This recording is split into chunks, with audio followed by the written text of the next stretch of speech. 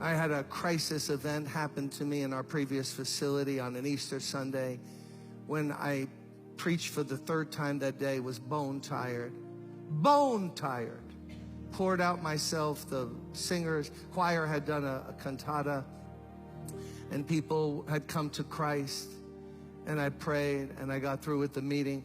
The other building had a platform with no steps. So it was my habit to just sit like this and let my feet dangle down on the edge of the platform.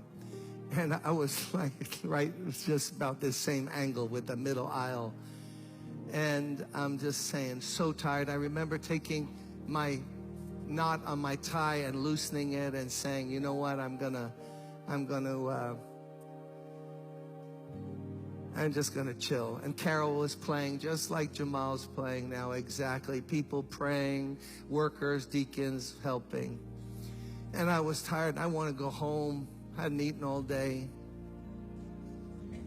And then I look, and around the 1, 2, 3, 4, 5th row, there's a guy in the aisle around level with the 5th row. He had a cap, filthy cap, but he had it in his hand. And he was staring at me and looking at me. And I could tell by his eyes, like he wanted to know, could he come up here and talk to me? And I just looked at him a little closer. Man, the guy was disheveled, filthy looking, matted hair, a mess. He looked in his 50s. He actually was 31. And I just looked at him. And I thought, because Everton, Julia, they remember back in that building, we had a lot of people panhandling in the church. They would come in and ask for money, and we had procedures of what to do when people ask for money. So we don't want to build their habit and hand them money. They'll just go out and drink it. And I thought to myself, what a bummer, because I'm going to have to give money. I'm not even going to go through the procedures. I'm going to just give this guy some money.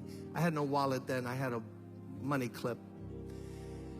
So I waved him up, and he came. So I'm here. He got to about 5, 6 feet away from me. Whoa, whoa, whoa, whoa, whoa, whoa, whoa. Smell? No, a smell? You think you've smelled something? I'll match that smell with anything you've ever smelled in your life. A mixture of feces, urine, sweat, street, and alcohol. Stir gently and let it cook for a while, and that's what I smell. Nasty. I looked away to inhale, and I started questioning, what's your name, David? Okay, I'm a minister. Let me go through at least the procedures here. So, man, you look bad. I didn't know he was laying in his own urine right outside the side door on Park Place in that building. And he heard the music, and it drew him in. He was just sprawled, laying out there. So he's there. Oh, Lord. Where'd you sleep last night? Deserted truck. How come you're not in a shelter? Too dangerous. Almost got killed last one I was in. Okay.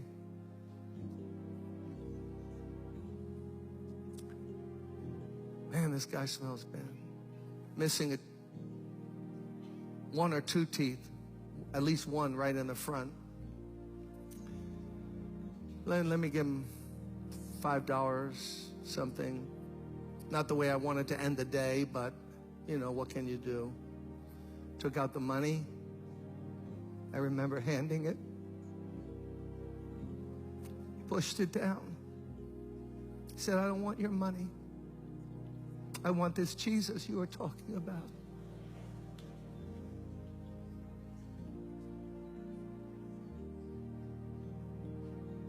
And at that moment, I forgot all about David, because I knew who was really in need of prayer. It was Jim Cymbala. It wasn't David. So I forgot him. I lifted my hands like I'm going to ask you to do in a moment. And I just said, God, please forgive me. What have I become? What kind of cheap two-bit preacher have I become? You sent somebody who's searching for you, and I want to give them a few dollars and get rid of them. Please help me. And God, that moment, baptized me with a love, with something, with grace. He saw how pitiful I was. And David knew it. And he drew close to me. And I started to cry. And he started to cry. And then he fell against me. And he put his head over here. And I put my arms around him. And he put his arms around me. And for a while, we just rocked back and forth. A preacher in need of God. A guy from the street in need of God. I'm not sure who was needy, or might have been me. You know what God spoke to me that moment? And this is not trendy at all. Those of you who want to go to like church growth institutes, this is not what this church is about. God spoke to me and said, you see that smell? If you don't love that smell, I can never use you. Because the whole world smells that way to me. All the stinking, filthy sin of mankind. I sent my son to die for that smell.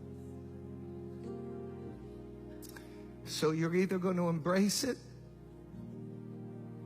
and love people in my name, or I can't use you. I'll put you on the shelf. And if God is my witness, you can believe it or not, suddenly that smell became like the most beautiful lady's perfume you ever smelled in your life. It was just overwhelmed me. He was weeping, I was weeping. I led him to Christ. We prayed, we detoxed him for 4 or 5 days. Hired him on church staff, housekeeping.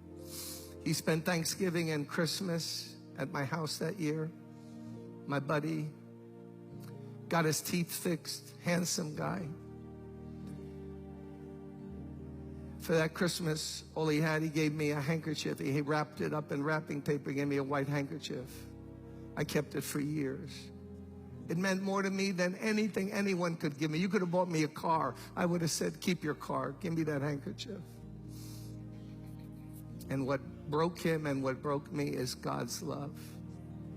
Brothers and sisters, let's walk in love this year. Let's think about other people. Let's love other people. If they're different than us, think different than us, look different than us, smell different than us. I didn't grow up around that smell. I was blessed, fortunate, middle class, Polish, Ukrainian, middle class home. That wasn't my world. But it's God's world. And he wants to use all of us.